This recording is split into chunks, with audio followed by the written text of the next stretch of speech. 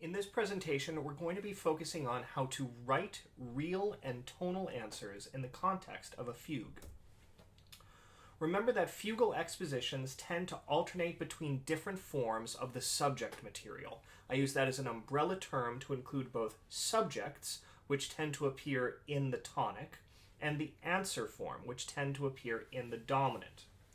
The answer will tend to conform to one of these two types of appearances. Either a real answer, which is exactly transposed to the dominant with no other changes, or a tonal answer, which is transposed to the dominant with a few intervallic changes. These intervallic changes typically involve the interactions of the tonic and dominant scale degrees within the home key, and usually serve the purpose of smoothing out a modulation so that we don't feel that we are suddenly thrust into a new key. Let's start with writing real answers, which is the most straightforward kind of answer to work with. Writing a real answer will just involve transposing the subject to the dominant key, usually, in this case, obviously up a perfect fourth or down a perfect fifth. So here we are, in this case, starting with the key of C. This is Bach's Fugue in C major from the Well-Tempered Clavier Volume 1, and we start off on scale degree 1.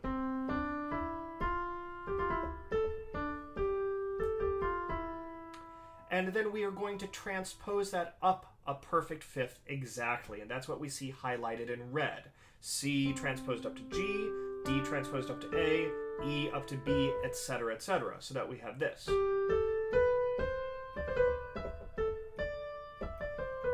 And if we play both together, if we play the subject and the answer at the same time, we should have exactly parallel fifths all the time.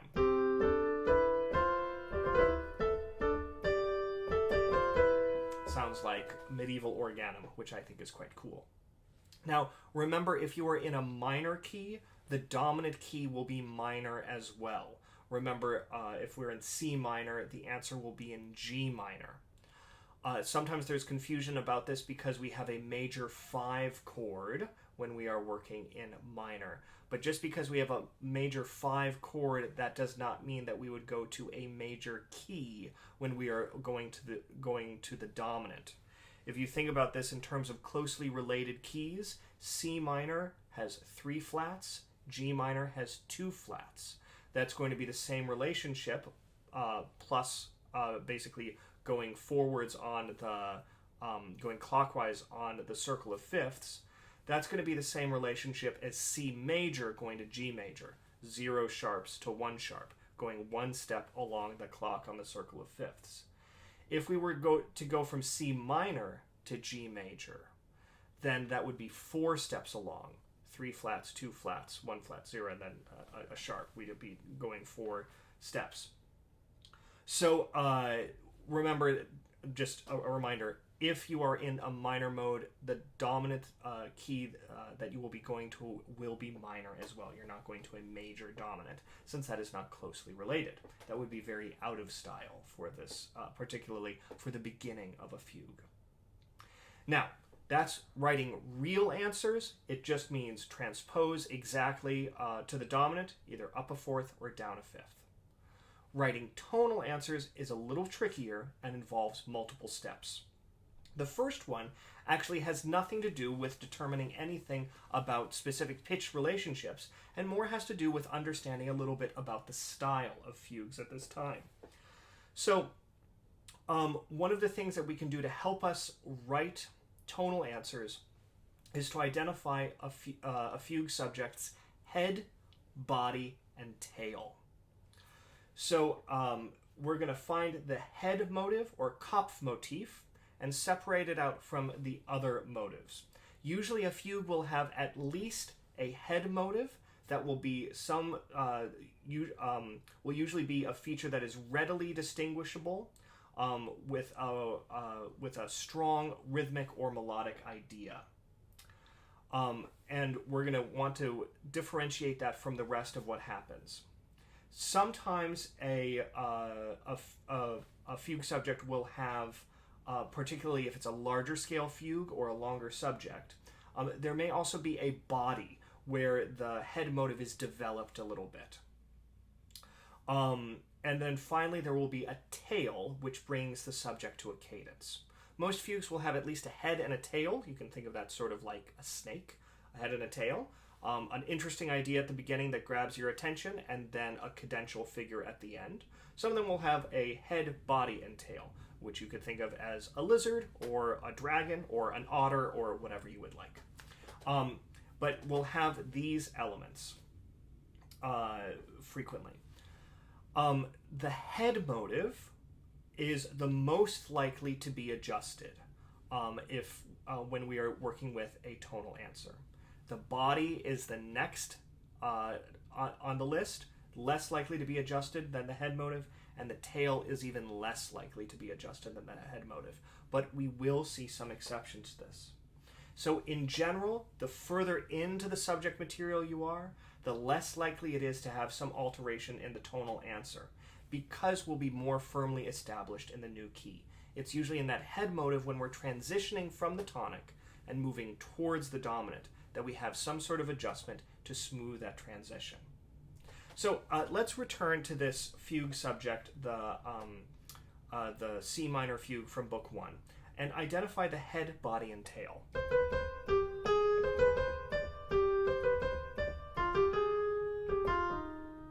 Now I hear the head motive being these first few notes. It has a readily distinguishable motive. It ends on a strong beat, and then after that the motive is developed, and so that starts to feel like the body, a developmental region of it. There's the head, then the body continues, and where exactly the tail falls is open a little bit to interpretation, but I feel we start to get a little bit of an overlap towards the end of the body, so that once we get to the next beat 3, once we head towards that cadential figure, then we get the motion towards the tail. Now, this is a little bit subjective and requires getting used to this style. So listening to a number of fugues and thinking about, well, where does it feel like some of these shifts are? Some of this will be subjective, and that's okay, because composers also treated this sometimes subjectively. Sometimes there are common ideas that are used for fugues that some composers took as had real answer interpretations, and some had tonal answer interpretations. So there is some flexibility there. But for now, all that we are primarily concerned about is identifying that head motive. So once you have identified the part that you feel makes up the head motive, we're then going to want to identify scale degree 1 and scale degree 5 in that head motive. So just make a note of where scale degree 1 and scale degree 5 fall. Because ultimately what's going to happen in a tonal answer is that we are going to want to answer scale degree 1 with scale degree 5 and answer scale degree 5 with scale degree 1. It's sort of like reversing the polarities of the subject. Let's see this in action. First, let's identify scale degree 1 and scale degree 5 in this head motive.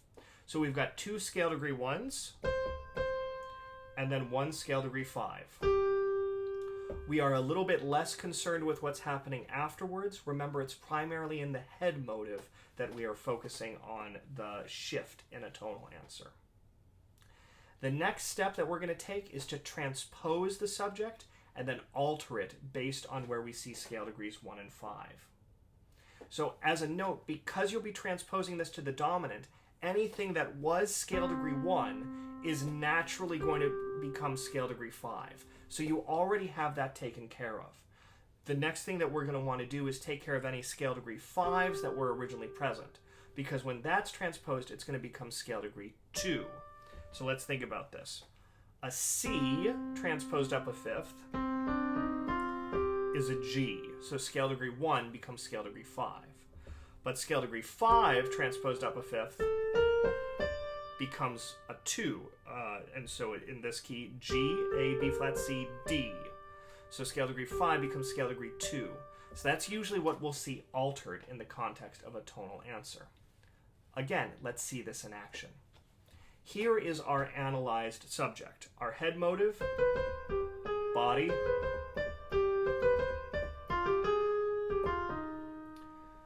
and we are just focusing on the head motive for right now as to what might change, but we'll transpose the whole thing. So the whole thing transposed as if it would be a real answer sounds like this.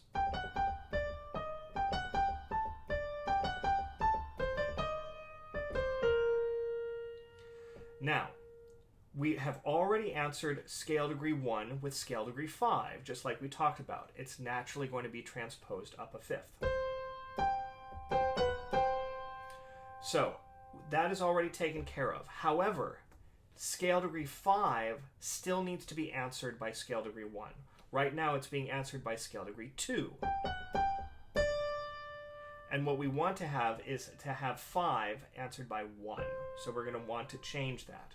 So that's going to be the shift that makes this a tonal answer. Just shifting that one note is enough to make it a tonal answer, and also enough to help smooth the transition from C minor to G minor.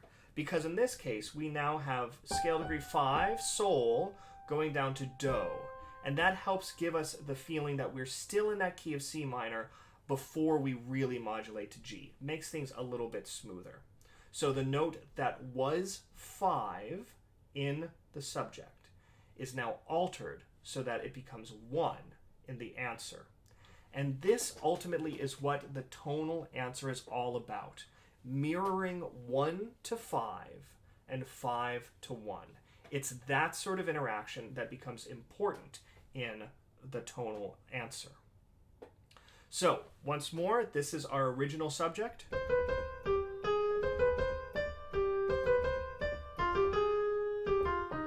And then we're going to hear this as our tonal answer.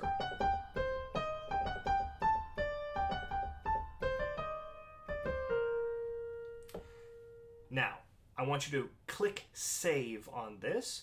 If you want to practice this, pause this video now. Don't go on. If you want to reinforce this. But if you're ready to see some exceptions, that's what we're going to be working with next. So, let's go on and talk about modulating subjects. The technique that I showed you works best if the subject is beginning on scale degree 1 and if the subject does not modulate. If the subject modulates or if we begin on a different scale degree, things can get a little dicey. That is still good guidelines to work with, but I want to show you a few exceptions. So, for subjects that do modulate, there are a few tonal guidelines to consider. In general, if a subject modulates, it tends to modulate to the dominant. This means if we're going to continue this metaphor of switching polarities, that means that the answer should be altered so that we go back to the tonic. Everything is about this interaction between dominant and tonic in the exposition. So if we modulate to the dominant, we then want to modulate back to the tonic. So when you're considering the alterations that you want to make to help this happen, remember that altering primarily the head motive or near the head motive is still the wisest course of action. We will see some exceptions to this, but that in general is where most of our alterations happen. Sometimes you may need to alter an interval later in the subject. We'll see an instance of that. But in general, wherever you alter the pitch, after you've transposed it, in general, we're not going to see alterations of more than one step in either direction. Once we get beyond that, it starts losing the cohesion of the original subject material. So let's see this in action. Let's take a look at the opening of Bach's Fugue in C major from BWV 547, an organ prelude and fugue. Absolutely wonderful. Highly recommend listening to it. Here's the opening.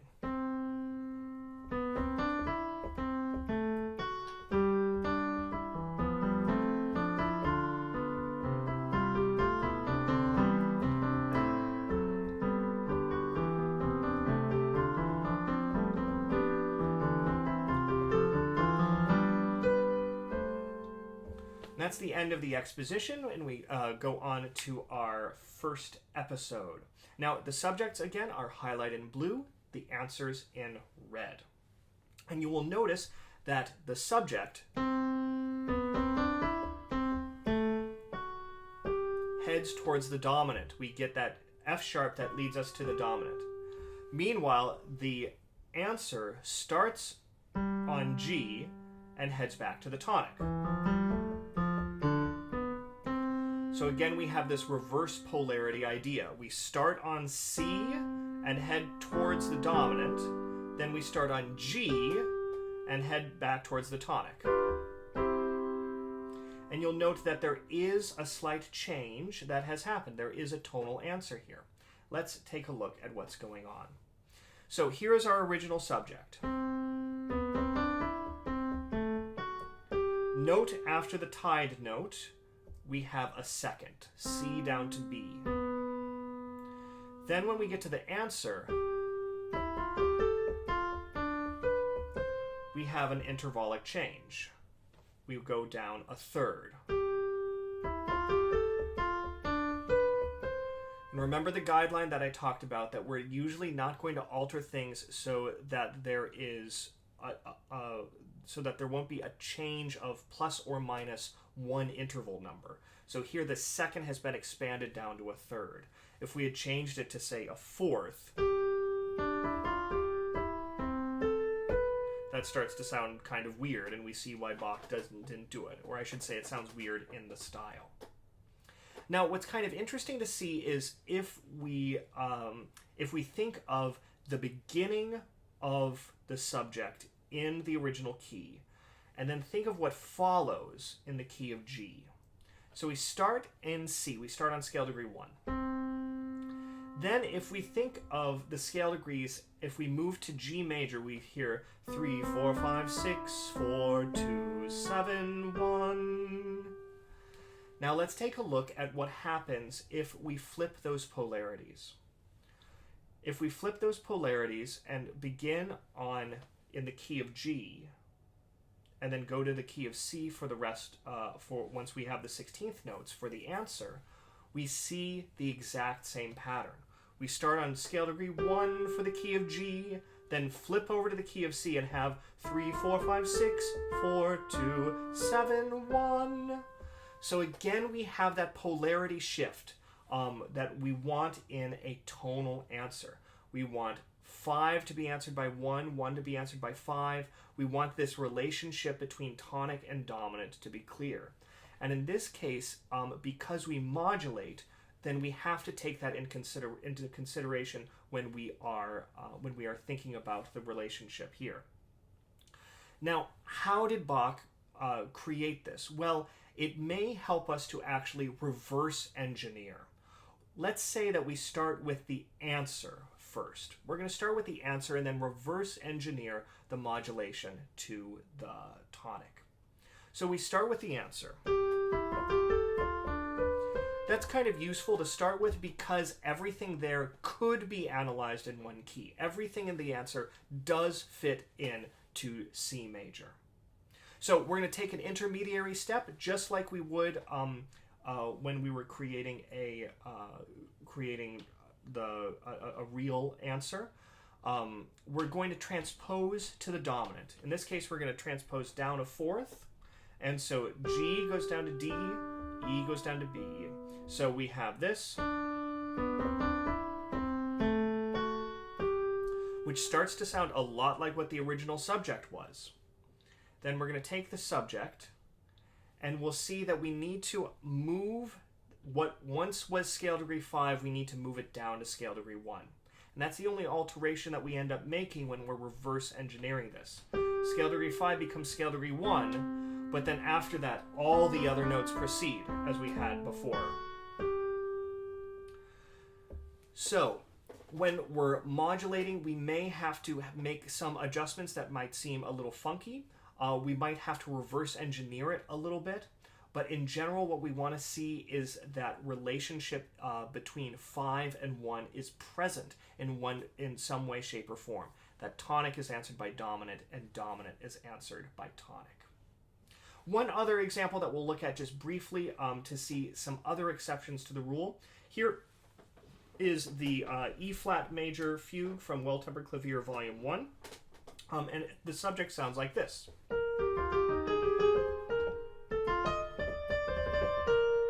So we start moving to the dominant once we get to the pickup to the second measure. So that is our initial subject. There's a little bridge, a little tail, little link or connective material, whatever you want to call it, that takes us then to the answer.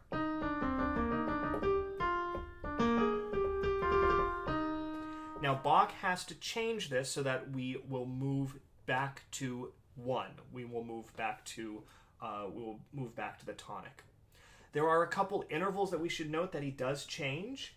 The opening third, B flat down to G in the subject in blue, is answered by a descending second, E flat down to D, when we are in the answer, which is highlighted in red. And then answered by this.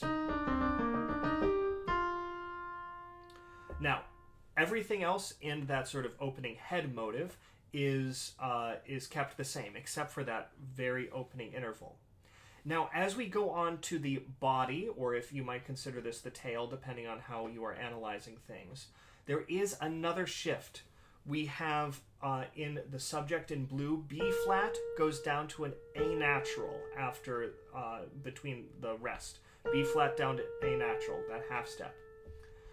In the answer, which is in red, we have the F leaping down to a D. So what was a second has now become a third. So we have this, extra space there as we go into the body or tail area of the subject material. But again, note that none of these intervals is being changed by greater than plus or minus 1 interval number. The third becomes a second, the second becomes a third. We're not wildly changing the contour of the subject. We want to make sure that it's recognizable. Again, the other thing that's being balanced here is that scale degree 5, which opens the subject material, is answered by scale degree 1 in the answer. So this is a little bit different than what we've seen before. Usually we have a tonic subject answered by an answer in the dominant. Here it's been reversed a little bit because of our modulation and because we want to have that relationship between 5 and 1. Here we're starting on 5, so it makes sense that we're going to answer that with 1. So when we're dealing with a modulating subject, or one that starts on scale degree 5, we see some of these exceptions crop up to the rule, to the precise rules that we're following, but they're not exceptions to the general guidelines, that we want to have 5 answered by 1 and 1 answered by 5. And similarly, we go to the dominant, we go to 5 at the end of the subject, but at the end of the answer, we are back in the tonic. Again, we have that relationship. And this is what the exposition is all about, setting up this relationship between dominant and tonic, and then back to tonic again. Now, interestingly, there's one more special case that I want to highlight, but again, it tends to follow these same rules. So if this is starting to feel a little bit confusing and you want to go listen to some fugues, go practice writing some, that's fine. Pause the video and come back to it. But if you want to see one more exception, here it is.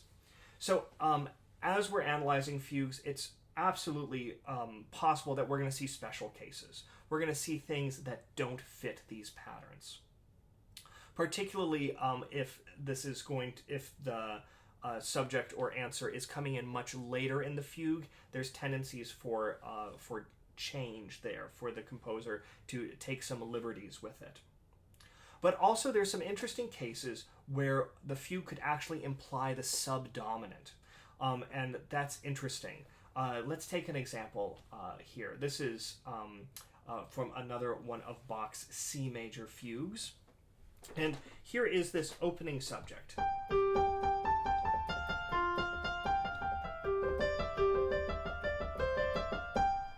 There's the opening subject material. It's answered with this.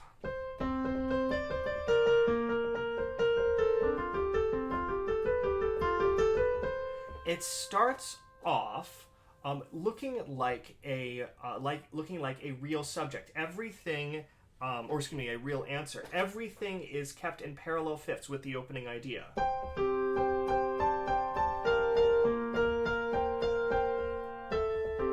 Excuse me. Up until that moment. But what's interesting is, again, like we saw before, we're starting here on scale degree 5. So rather than transposing this up a fifth, so that we would actually be on scale degree 2, which would not do well to give us the sense of tonic and dominant answering each other. Rather, what Bach does is he is going to transpose this down a fifth, so that we can start on scale degree 1.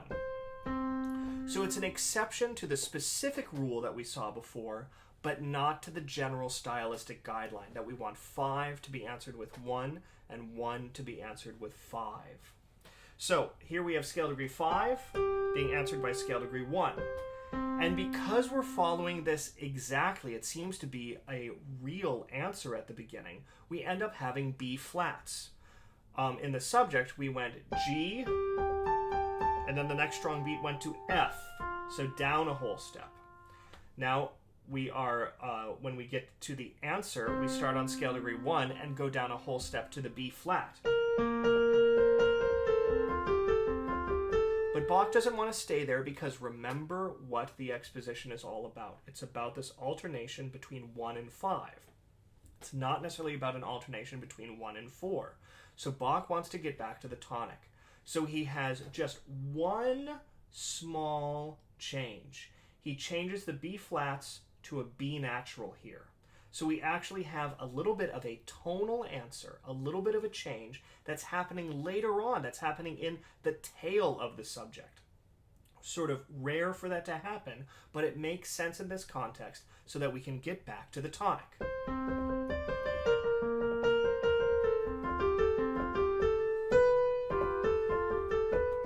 Getting back to C. Here we are with the voices together from the beginning.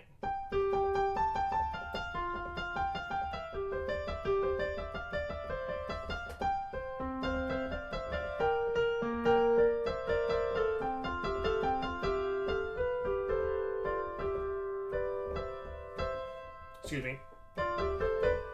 There's the cadence. So, hopefully this gives you some background on how to work with real and tonal answers. It can be a confusing thing, but work through it step by step. Most of the fugue subjects that you will encounter will likely be able to be dealt with using that first method that I talked about if we're dealing with a tonal answer. And then if there's some exceptions, just remember some of these guidelines, that you're looking for 5 to be answered by 1 and 1 to be answered by 5. And that if there are changes being made, we're not going to change, once we've transposed, we're not going to change intervals by more than plus or minus 1 step in either direction. And that will hopefully give you some good guidelines to start writing and analyzing some fugues of your own.